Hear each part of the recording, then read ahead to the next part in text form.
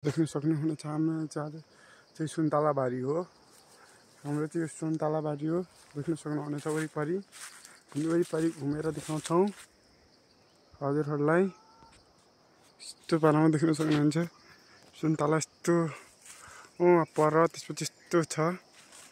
हामी चाहिँ यहाँबाट सुन्तलाको देख्न सक्नुहुन्छ यस्तो छ नजिकै नजिकै, तर सानो फुल छ तर यस्तो खतरनाक फल्या छ। यतापट्टि चाहिँ यस्तो छ नि, यहाँ चाहिँ यहाँको बोर्डमा देख्न सक्नुहुनेछ यस्तो खतरनाक फल्या। यसपालि चाहिँ अलिक पातलो झरुवा सरुवा लाग्यो सुन्तला देख्न सक्नुहुनेछ।